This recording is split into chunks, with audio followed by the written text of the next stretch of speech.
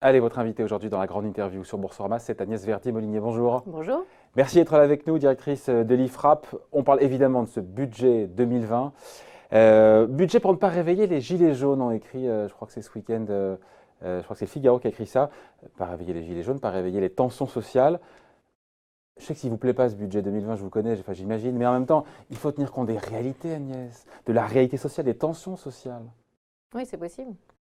Sauf qu'en réalité, on attend de ce gouvernement de vraies réformes d'ampleur, de la baisse de la dépense, de la baisse des impôts à la hauteur de ce qu'on attend. C'est-à-dire que là, c'est les gilets jaunes, très bien, mais en fait, les entreprises sont complètement oubliées de ce budget. Alors, on va en parler. La baisse du déficit, ce n'était pas une demande des gilets jaunes, ça on l'a quand même compris. Mais par contre, les gilets jaunes ne représentent peut-être pas la majorité de ceux qui votent en France. Sinon, ça se serait vu aux européennes. Bon, en tout cas, sur les impôts, pas sûr avec des amis. Sur les impôts, quand Gérald Darmanin annonce, c'était hier, je crois, il dit ouais, 40 milliards d'euros de baisse d'impôts. Alors, c'est ménages pour le coup et entreprises.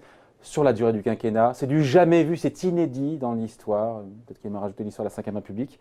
Il fanfaronne ou on se dit factuellement, c'est juste, Agnès, de dire ça parce que 40 milliards d'euros de baisse d'impôts sur 5 ans, je n'ai pas le souvenir, en même temps je suis très jeune, qu'on ait vu ça récemment sur une mandature. Moi j'aime bien sa manière de faire des additions.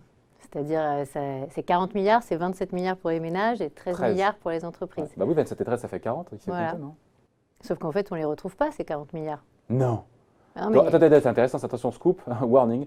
Quand le ministre du Budget dit on baisse de 40 milliards d'euros les impôts pour ménages et entreprises, vous dites c'est faux. Je dis, moi, je ne trouve pas ça. À l'horizon 2022, je ne trouve pas. Vous trouvez quoi alors ? Je trouve une baisse d'environ une vingtaine de milliards pour les ménages. Et encore, le 27 Et encore, il faut vraiment qu'on se positionne vraiment bien sur la question des chiffres, sur l'impôt sur le revenu, parce que je ne sais pas si vous avez vu, mais dans le budget 2020, on dit qu'il y a 5 milliards de baisse pour les ménages, mais en même temps, on passe de 72,6 milliards de recettes en 2019 à 75,15 milliards de recettes d'impôt sur le revenu c'est la croissance. En 2020. Qui dit plus de croissance, dit plus de revenus, plus d'impôts. Oui, mais pas à ce niveau-là. Pas à ce niveau-là. Quand vous expliquez ce. Là, il y a un sujet prélèvement à la source, il y a un sujet. Qui rapporte plus, 2 milliards d'euros de plus. Il n'y a pas que ça. Il y a le fait qu'on prélève sur l'année 2019 en fait, des impôts que vous et moi, on va payer sur notre paye 2019. Donc 20 milliards pour les particuliers au lieu de 27. Et combien au lieu de 13 sur les entreprises ? Beaucoup moins. Combien ? Presque pas grand-chose. Quoi ? Ouais. Et d'ailleurs, on le voit dans ce budget 2020 pour les entreprises. Alors, on y vient aux entreprises, en tout cas sur les ménages. Donc en gros, quand il dit 40 milliards d'euros, le ministre et le gouvernement en fait des caisses. Je pense qu'en gros, je ne peux pas donner tout au million près, au milliard près même, mais en gros, on ne sera pas à 40 milliards de baisse au total, mais plutôt entre 20 et 25 milliards de baisse au total. Donc les baisses d'impôts seront 2 fois moindres que ce qu'annonce le gouvernement ? Bah oui. Mais c'est pas très étonnant parce que quand on regarde vraiment ce qui se passe en recettes, moi je l'ai regardé là dernièrement avec mon équipe de la Fondation IFRAP et puis on va sortir une grosse étude là bientôt sur ce sujet. On regarde la longue traîne, si vous voulez, des impôts payés par les entreprises entre 2012 et 2018. Et on se rend compte que la baisse CICE, baisse de charges, parce que vous dites 40 milliards, ça s'est jamais vu. Mais je ne suis pas d'accord. Quand vous reprenez le fil de ce qui s'est passé ces dernières années, CICE, pacte de responsabilité, vous l'avez dit 15 000 fois sur ce plateau, j'en suis sûre. C'était combien l'addition ? Une vingtaine de milliards aussi, non ? On disait toujours il y a une quarantaine de milliards de baisse pour les entreprises, 20 milliards CICE, 20 milliards pacte de responsabilité, puis alors on disait c'est énorme, on n'a jamais fait ça avant, etc. Puis en fait, quand on a regardé, nous, les chiffres sur ce qui s'est passé vraiment, en point de PIB, on trouve quasiment aucune baisse pour les entreprises depuis 2012. Parce que compensé de l'autre côté par… Mais parce qu'en réalité, vous baissez d'un côté, vous montez de l'autre. Tout le monde sait très bien, par exemple, que sur la taxe d'habitation, OK, il va y avoir une suppression, mais en face, on va avoir des augmentations de taxes foncières. Pardon, mais quand j'ai eu à votre place le secrétaire d'État en charge de la fonction publique, Olivier Dussopt, qui a dans son portefeuille, il m'a dit, la fiscalité locale, il m'a dit que c'était archi faux de dire ça. Bien sûr, sûrement. Mais on verra après. On verra les recettes. La réalité aujourd'hui, on verra les recettes. C'est qu'il y a bien une suppression pour 100% des Français à horizon 2023 de la taxe d'habitation. On verra les recettes réelles. Quand on dit je baisse de 5 milliards d'impôt sur le revenu, mais que la recette augmente d'autant, c'est-à-dire qu'en gros, on passe de 72 milliards à 75 milliards, de recettes. 3 de plus. Alors que dans les années précédentes, malgré la croissance et tout ça, on était plutôt sur une stagnation de la recette. On peut quand même se poser des questions légitimement. Quand on dit qu'on baisse l'impôt sur les sociétés et qu'on passe alors on est à 31,8 milliards et on va passer à 48,2 milliards. Il y a 17 milliards de plus, alors qu'en fait, c'est une baisse de 2,5 milliards d'euros d'impôt d'IS. D'impôt sur les sociétés. Mais vous voyez bien qu'en recettes, les baisses, on ne les voit pas. Alors vous allez me dire, c'est pas de la valeur, c'est du volume, il y a la fin du CICE, alors c'est normal qu'il y ait un ressaut d'impôt sur les sociétés, parce qu'en fait, il n'y a plus de crédit d'impôt, etc. Donc il y a plus de bénéfices et donc il y a plus mais en réalité, la hausse, elle est trop importante par rapport à ce que ça devrait engendrer. Agnès, c'est intéressant ce que vous dites là, parce que derrière, on reste sur les impôts des ménages, après on passera vraiment aux entreprises, mais derrière, s'il n'y a pas 27 milliards d'euros pour les ménages, comme ce qui était promis, mais à peine 20 milliards, ça veut dire que les Français, quelque part, ont raison aussi de ne pas croire à ces baisses d'impôts. Quand on voit le sondage, seulement 15% des Français, sondage OpinionWay pour les Échos, 15% des Français croient réellement à une baisse d'impôts l'année prochaine. On se dit qu'il y a un truc qui cloche dans la façon de communiquer du gouvernement, ou alors que les Français n'y croient pas, parce qu'au final, quand on creuse comme vous, on n'arrive pas à ces chiffres-là. Ouais, il y aura vraiment une baisse des impôts pour les ménages. Pourquoi ? Parce qu'il y a eu les gilets jaunes. C'est quelque chose qu'il faut comprendre, que vous et moi… Il y a un avant, un après. Il y a un rééquilibrage, on le voit bien dans le budget, un rééquilibrage des entreprises aux ménages. On le voit pourquoi ? bien. Qu'est-ce qui s'est passé ? Il y a eu cette histoire de la suppression de la taxe d'habitation. Ce n'était pas financé. Mais en fait, en réalité, c'était financé par la taxe par carbone. La TICPE qui augmentait. Taxe carbone, taxe sur les carburants. Bon, il y a eu les gilets jaunes. Donc, on a stoppé l'évolution en réalité de la fiscalité carbone écologique pour les ménages et pour les entreprises, parce que les entreprises aussi payent de la TICPE. Bon. Et donc derrière, il y a cet arrêt de la fiscalité qui permet qu'il y ait une vraie baisse de la fiscalité pour les ménages. Si on se projette en se disant les gilets jaunes n'ont pas eu lieu et on n'a pas cette suppression de l'augmentation de la fiscalité carbone, eh bien en réalité, il n'y aurait pas de baisse à la fin du quinquennat ou quasiment pas de baisse de la fiscalité. D'ailleurs, ça me fait penser au programme d'Emmanuel Macron En Marche pendant la campagne présidentielle. Nous, on avait compté 37 milliards de baisse et 35 milliards de hausse. Vous voyez ? Donc on était quasiment équilibré entre les hausses et les baisses, que ce soit des baisses ménages ou des baisses entreprises ou des hausses, etc. Bon. Donc là, on a un vrai sujet. C'est à la fin du quinquennat, quel va être le vrai taux de prélèvement obligatoire ? Là, le gouvernement nous dit qu'il va baisser… 1,3 points. Ils disent 1,3 points de baisse. Mais tout dépend de la croissance. C'est ce que je dis dans un papier là, que j'ai publié sur le sujet en disant, mais attention, ce week-end, le Figaro, attention, 1,3, ça marche que si la croissance est au rendez-vous. Potentielle, que le gouvernement envisage, est au rendez-vous. Alors 1,3, etc. Le même 1,3 d'ailleurs. Mais le même 1,3. Mais si ce 1,3 n'est pas au rendez-vous, et sachant que l'Allemagne est déjà dans une période de récession, etc., là, on va se retrouver potentiellement avec beaucoup plus un taux de prélèvement obligatoire beaucoup plus élevé, un taux de dépenses publiques beaucoup plus élevé, un taux de dette, on est déjà à plus de 99% du dette PIB. est stabilisée, on l'a évoqué tout à l'heure avec Xavier Timbaud. La dette est stabilisée quand on fait 2% de déficit public. Même on fait refluer légèrement la dette, pas suffisamment pour vous, mais on la fait refluer. Donc en gros, à vous écouter, quand le MEDEF, et là on passe sur la partie entreprise, critique le budget et redoute que ce budget 2020 soit, alors selon le communiqué de presse j'ai vu, fasse caler les moteurs de la croissance. Sous-entendu, en gros, le gouvernement n'en fait pas assez pour les entreprises. Elle est fondée ou infondée, juste ou injuste, cette critique, parce que c'est quand même sur le quinquennat, 13 milliards d'euros d'impôts sont en cours, 13 milliards en cours. Non, mais ça n'existe pas. Il n'y a pas 13 milliards de baisse pour les entreprises pendant ce quinquennat.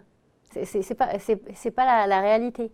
Parce que quand on baisse d'un côté, on va chercher mais le MEDEF ne dit pas ça.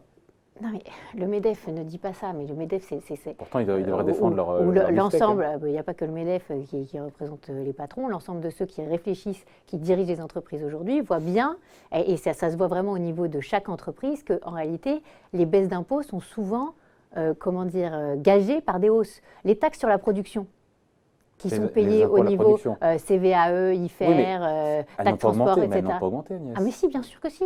Elles ont augmenté énormément ces dernières années. Attendez, que je comprenne bien. On est passé de 72 à 75 milliards là dernièrement. Donc, c'est-à-dire tout ce qui se passe en baisse. Le gouvernement dit 13 milliards d'euros de baisse d'impôts pour les entreprises sur le quinquennat. Ce que me dit l'IFRAP et Agnès Verdier, c'est que c'est du pipeau, c'est du bullshit. On sera à combien à la fin du quinquennat ? Peut-être entre 3 et 5 milliards. Donc on aura fait un tiers du chemin. Oui, mais attendez, un tiers du chemin par rapport à qui ?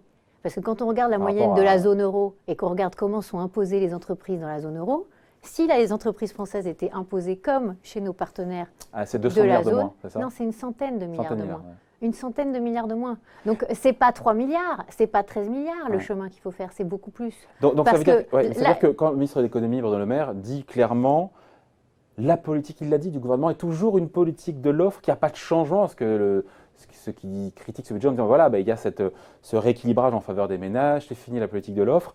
Le gouvernement ne mène pas et n'a jamais mené une politique de l'offre. Pourtant, c'est bien ce qu'on lui a reproché. Le gouvernement a considéré, je pense à tort, que grâce au CICE et pacte de responsabilité… Et baisse d'IS aussi, baisse d'impôt sur la société. Et baisse d'IS qu'ils ont un petit peu augmenté par rapport à ce qui était prévu par le gouvernement Hollande, mais pas non plus énormément. Ouais. Donc en fait, ils ont pris ce qui a été fait par le gouvernement Hollande ou qui était programmé par le gouvernement Hollande pour les entreprises. Ils ont juste transformé CICE en baisse de charge, mais en transformant à la baisse, parce qu'il faut savoir qu'on est passé de 7% à 6% de la masse salariale. Donc là, le gouvernement lui-même reconnaît qu'il y a une augmentation des recettes d'impôt sur le revenu et d'impôt sur les sociétés de 5,9 milliards en tout, qui est lié à ça, au fait qu'on n'est pas… On n'est pas… reprendre un petit peu… Non mais attendez, oui, mais c'est comme ça qu'on fait les budgets. Il mène ou pas une politique de l'offre, ce gouvernement? Non mais il mène plutôt une politique de pouvoir d'achat. Il ne mène pas tellement une politique… Pas sur le budget 2020, sur l'ensemble du quinquennat. Oui, parce que finalement, les vraies baisses d'impôts, elles vont avoir lieu sur les ménages, suite aux gilets jaunes. Une vingtaine de milliards, comme on l'a dit, on ne sait pas, peu ou prou, 20, 22, 24, on verra, on fera le bilan, ne vous inquiétez pas, on sera là pour faire le bilan. Et puis, en face, les entreprises, finalement, ils gagnent très peu. Donc, elles ne seront pas plus compétitives fiscalement qu'au début du quinquennat, ou si peu. Donc ça, nous, on tire la sonnette d'alarme en disant, il n'est pas trop tard pendant donc quand vous écoutez Agnès, au final, la pression fiscale en France n'aura pas tellement évolué à la fin du quinquennat du président Macron. De toute façon, 1,3 point de PIB, même si on fait exactement ce que dit le gouvernement, ce n'est pas non plus énorme par rapport à l'écart qu'on a avec les pays qui nous ressemblent. Nous, là, on a commencé le quinquennat autour de 45% de prélèvements obligatoires par rapport au PIB. Nos partenaires européens, ils sont plutôt à une quarantaine de pourcents, voire moins. Les Allemands sont plutôt à 38. Et 5 points de PIB, effectivement, 5 points de PIB, ça fait 100 milliards. Quoi. Voilà, donc il faut peut-être se donner les bons objectifs. Parce que là, on fait des petits pas minuscules et pendant ce temps-là, on n'est pas forcément… assez bon sur l'industrie. On sait qu'au niveau industrie, on est à 12 points de PIB, les Allemands sont à 20, etc. etc. Enfin, il y a des défis énormes devant nous. Et je pense que l'erreur de diagnostic de départ, c'est de ne pas avoir vu les taxes sur la production. Parce que là, on est très mauvais. Bruno Le Maire nous dit, oh là, il a ouvert la porte. Dans le cadre du pacte productif, il verra comment est-ce qu'on peut effectivement éliminer ces taxes sur la production, les impôts à la production qui grèvent, encore une fois, les comptes avant même d'avoir payé le moindre euro. 75 70, milliards. Non Non, mais on est à 75 là, parce que ça va très très vite en fait. C'est là que vous ne voyez pas que chaque fois qu'il y a eu une petite baisse d'impôt sur l'IS, etc., où on est à 2 milliards, hop, en face, on a l'équivalent qui augmente du côté des taxes sur la production qui sont payées avant même de faire 1 euro de bénéfice par nos entreprises. Le vrai scandale, il est là. Pendant très longtemps, c'était l'IS, l'impôt sur la société, qui était le véritable cheval de bataille du MEDEF. Maintenant qu'on s'oriente vers une moyenne européenne, moyenne haute d'ailleurs, quand on sera à 25%, on sera dans la moyenne haute de la zone euro. En réalité, l'impôt sur les sociétés, on est à peu près comparable avec les autres pays. Quand on sera à 25%. Non, mais même maintenant. En part de PIB. Mais non, mais parce que le taux, il ne veut rien dire, parce qu'il y a des crédits d'impôt, etc. Recettes fiscales donc l'impôt sur les sociétés, à la limite, ce n'est pas le sujet. Les deux sujets… C'est 2 points de PIB, non, un truc comme ça, non 1,7, 1,8. Et là, on est dans la moyenne. Oui, à peu près dans la moyenne sauf que des pays comparables. facialement, c'est quelque chose qui est important, c'est un marqueur politique fort. Non, mais très bien, mais là, on n'est pas en train de faire de la politique, on est en train de réfléchir à comment réussir à rendre compétitives nos entreprises et à les alléger de ce poids, de ce boulet de la fiscalité qui leur pèse énormément. Il aurait mieux valu d'abord s'attaquer aux impôts à la production avant de baisser l'IS. Mais bien sûr. Pourquoi avoir choisi la taxe d'habitation Pourquoi avoir choisi la taxe d'habitation alors que c'était sur les taxes locales, c'est cette cinquantaine de milliards de taxes locales dont on parle, qui sont les taxes sur la production qui pèsent sur nos entreprises, qu'il aurait fallu alléger tout de suite. C'est ça qui permet de créer de l'emploi marchand. Et ensuite, vous redonnez dans un second temps du pouvoir d'achat aux ménages pour qu'ils achètent des produits non pas produits en Chine ou ailleurs, mais en France. Donc la question, c'est notre appareil productif. C'est comment on crée la croissance de demain. Comment on fait pour redresser le PIB par tête, par habitant, par rapport aux pays comparables. Vous savez qu'on a chuté ces dernières années. On est moins bon. On perd des points par rapport aux pays comparables. Donc à un moment, il faut se poser ces questions-là. Et malheureusement, on est parti dans une logique qui n'est pas cette logique de compétitivité des entreprises et donc Parce qu'il faut prendre en compte les réalités aussi de la crise sociale qu'on a vécue et qui ont chamboulé et même fait vaciller le pouvoir. Mais parce qu'on n'a pas fait la bonne pédagogie, parce qu'on n'a pas fait le bon diagnostic de démarrage, parce qu'on a cru qu'en disant aux ménages je vous baisse la taxe d'habitation et en mettant l'équivalent en hausse de taxes sur les carburants, ça ne se verrait pas, mais en fait ça s'est vu. Il vaut mieux dire aux ménages on ne touche rien à votre fiscalité, mais on va tout faire sur la fiscalité des boîtes pour permettre que vous ayez des meilleurs salaires, finalement un meilleur avenir pour vos enfants, etc. C'est pas très vendeur. Ça. Non, mais et ce qui a été encore moins vendeur, c'est de parler que des baisses et de jamais expliquer qu'il y avait l'équivalent de hausse en face. En 2019, cette année, on devait avoir 3,8 milliards de baisse de la taxe d'habitation, ils ont bien eu lieu, mais on devait avoir 3,9 milliards de hausse de la TICPE, vous vous en souvenez. Donc le sujet, c'est de dire la vérité aussi, d'expliquer ce qui est en train de se passer, de faire la pédagogie de manière plus importante, plus approfondie. Aujourd'hui, là, on a plus de 18 points de PIB de fiscalité qui pèsent sur nos entreprises, alors que les pays comparables, ils sont à 12. À un peu plus de 12. Ouais. Donc vous voyez l'écart, et l'écart, il est là, il n'est pas sur les ménages, il est là, il est sur les entreprises, et c'est ça qui nous empêche de créer des emplois. Ouais. Après, le gros recul, et là je vais mettre une pièce dans la machine, dans le jukebox, le gros recul du gouvernement, c'est sur les... Elle a dû tomber de sa chaise royale, non mais sur les suppressions de postes. Sur 2020, 47 postes supprimés. Ça n'a pas dû vous faire rigoler. Non, parce qu'en fait, 47, on se dirait que pour le coup, c'est une goutte d'eau. Ça vous a surpris, ça vous a inquiété de voir que... Parce qu'il faut rappeler, pardon, on aime les chiffres sur Boursorama, mais l'objectif du gouvernement, c'était de 50 000 suppressions de postes de fonctionnaires dans la fonction publique d'État. Durant l'été déjà, l'objectif était revu en baisse, divisé par 3, on était à 15 000. Et là, on a compris qu'au meilleur des cas, on serait à 10 000. Et encore, pour arriver à 10 000 postes de fonctionnaires supprimés sur l'ensemble du quinquennat, fonction publique d'État, c'est pas gagné. Non. Parce qu'on a fait même pas 5 000. Non, mais c'est pas gagné, mais de toute façon, je ne m'attendais pas à mieux. Hein. Donc, je ne suis pas tombée de ma chaise. Ouais. Ah non, parce qu'en fait, dans les années précédentes, c'était pire. Parce qu'entre 2017 et 2018, par exemple, il y avait eu 12 000 postes de plus sur les plafonds d'emploi. Et puis 2 milliards de plus de masse salariale. Et à peu près 2 milliards de plus encore entre 2018 et 2019. Alors 1,7 milliard, 1,8 milliard, on verra à la fin de l'année ce qu'on a vraiment exécuté. Donc là, la question, c'est... Déjà, est-ce qu'on va les faire, les moins 47 ? C'est sûr, ça prête à rire. Quoi. Mais, et où est la masse salariale dans les documents budgétaires ? Pourquoi depuis quelques années maintenant, à peu près depuis 2015-2016, on n'a plus les informations sur l'évolution de la masse salariale de l'État ? Est-ce qu'on n'a pas droit, nous, en tant que citoyens, à connaître un peu l'évolution de cette masse salariale ? Parce que ça ne sert à rien de supprimer des postes si on continue à augmenter la masse salariale. Donc la question, c'est ça aussi, c'est le juge de paix. Et bizarrement, on n'a plus ces informations. Mais on compte sur les collectivités locales, qui, elles, pour le coup, doivent atteindre cet objectif de 70 000 suppressions de postes sur 5 ans. Elles sont en train de réduire leurs effectifs ou pas, les collectivités ? Parce qu'il paraît qu'on aura un chiffre fin 2020. Un peu, il y a des efforts au niveau du bloc communal. Parce qu'il y a un contrat qui a été passé. Oui, mais bon, ça ne suffit pas. Là, il faut, à un moment, c'est comme quand on a fait la réforme des régions sur la loi NOTRe. Il fallait absolument dire, maintenant, on gèle les embauches au niveau régional. Si on avait fusionné des régions, pour faire des grandes régions, c'était aussi pour qu'il y ait des économies d'échelle. Mais il n'y en a pas eu assez. Et bizarrement, la région qui a le plus baissé ses dépenses dernièrement, c'est plutôt l'Île-de-France, alors qu'elle n'a pas bougé de géographie. Donc là, sur ces questions-là, on demande plus de transparence, plus d'explications, mais des objectifs clairs aussi.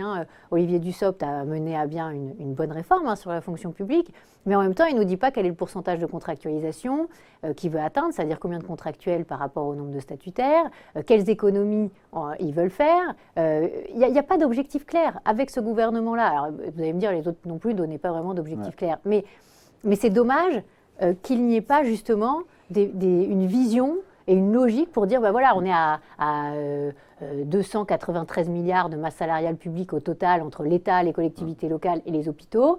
C'est la même masse salariale que les Allemands alors qu'on a 16 millions d'habitants en moins. Bon, peut-être qu'il y a une petite question à se poser, c'est-à-dire pourquoi est-ce qu'on dépense autant pour payer nos agents ? Alors, il y a une question de temps de travail. Le gouvernement s'y attaque un petit peu avec l'obligation de respecter les 1607 heures qui sont les 35 heures, mais ça va prendre du temps parce que justement le calendrier, il est un peu lâche, un peu souple. Si nos agents travaillaient autant que les agents allemands, ça ferait l'équivalent de 400... Pas tous. C'est une moyenne. Ils sont à 1807 heures, les agents allemands. Ouais. Les nôtres sont à 1607 heures. Ça fait 200 heures d'écart. Et pourtant, nos agents ne sont pas tellement plus mal payés que les agents allemands. Ils ont en plus des retraites bien plus prospère et bien plus intéressante ensuite. Donc, il y a un moment où il faut aussi essayer de voir qu'est-ce qui ne va pas dans notre système.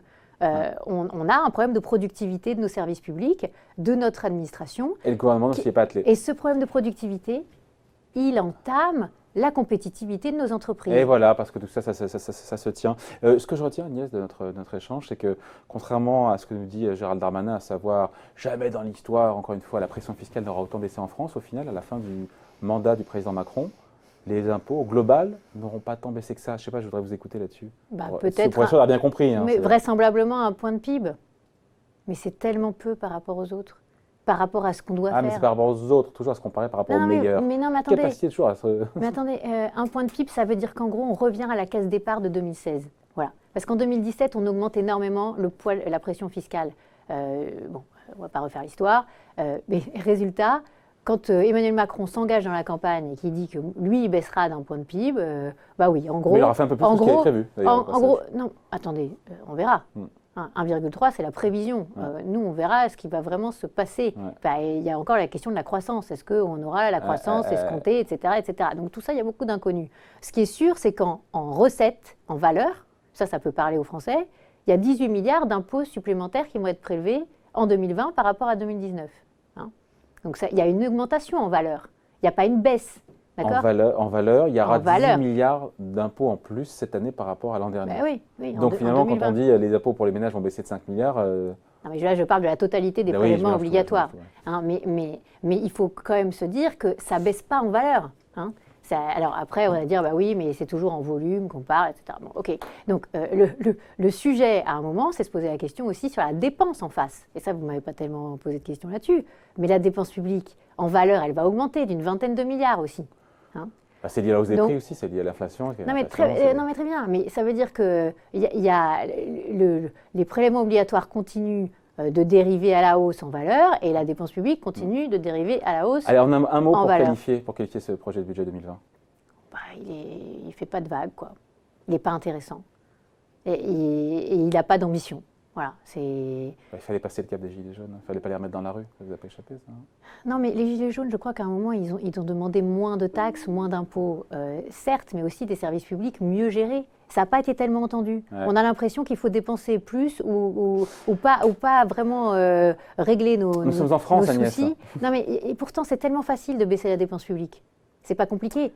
Il a dit, Bruno Le Maire, on est souvent très seul quand on baisse la dépense publique. Il y a un grand moment de solitude. Non, mais attendez, si on ne veut pas baisser la dépense publique, il ne faut pas réclamer d'être aux manettes d'un pays comme la France. Parce que c'est le pays qui dépense le plus. Donc si on n'est pas prêt à baisser la dépense publique, Agnès, elle est prête. Mais non, mais c'est pas ça le sujet. Le sujet, évidemment, c'est le job qu'il faut faire. En fait, c'est le job numéro 1. Donc c'est pour ça que sur la question, par exemple, du report de l'âge à la retraite, évidemment qu'il va falloir le faire. Enfin, il n'y a pas de sujet. Vous prenez tous les pays qui nous entourent, ils sont déjà à 65 ans. Ça, c'est le gros morceau. On aura l'occasion d'en reparler. Non, mais il y a 3 gros morceaux, en fait. C'est la retraite, pour la production. La masse salariale publique, non mais là je parle de la baisse des dépenses. Et puis ensuite la question de la cascade de strates que nous avons entre les communes, les intercommunalités, les régions, l'État déconcentré, etc. Tout ça, ça peut permettre très rapidement une 60aine de milliards d'économies. D'abord une première étape à 30, une deuxième étape à 60. Et ça peut permettre en face de baisser vraiment les impôts des entreprises. Parce que ça va ensemble. Il faut baisser vous la dépense publique, pour pouvoir en face baisser les impôts, sinon on laisse filer le déficit, même si aujourd'hui il est quand même relativement sous contrôle, autour de 2%. Mais de toute façon, tout ce que fait le gouvernement n'est permis que grâce à la baisse de la charge de la dette, donc au taux très faible. Mais le problème, c'est que c'est une vision à crédit. Là, c'est un effet d'aubaine. Souvent, Bercy dit il ne faudrait pas baisser ceci ou baisser cela ou faire telle mesure fiscale parce qu'il va y avoir des effets d'aubaine. Mais là, on est en plein effet d'aubaine gouvernemental sur cette baisse de la charge de la dette. Et ça pourrait continuer encore dans les années à venir. Quand on voit le niveau même de projection des taux, on finit là-dessus, des taux d'intérêt que prévoit le gouvernement par rapport au taux de marché, on se dit qu'il y a encore des économies. Le problème, c'est que si on s'habitue à avoir une charge de la dette si faible, avec une dette qui tutoie les 100% du PIB, mais grosso modo stabilisé, mais qui est toujours autour des 100%, alors à 98, 99, ça ne laisse pas de marge de manœuvre le jour où il y a un souci, le jour où ça remonte, mais ça va faire encore plus mal. Donc, bizarrement, les pays du nord de l'Europe, ils n'ont pas attendu ça, ils ne se sont pas dit on va être sauvés par la baisse des taux, etc. Ils se sont désendettés, ils ont baissé les impôts, ils ont fait une politique de compétitivité. Tandis que nous, on veut toujours être sauvé par quelqu'un d'autre et pas faire le job. Et c'est encore malheureusement le cas de ce budget 2020. Ça ne veut pas dire qu'en 2021 ou 2022, le gouvernement ne va pas se réveiller, parce que comme vous avez dit... Ouais, veille d'élection présidentielle. Oui, mais bon, comme un il faut dauphin. rester optimiste. Bruno Le Maire a dit qu'il allait ouvrir la porte sur la baisse Oui. des taxes sur la production. Espérons que ce ne soit pas 1 ou 2 milliards, qu'il y ait vraiment une ambition gouvernementale en la matière. Et là, il y a quelque chose à faire.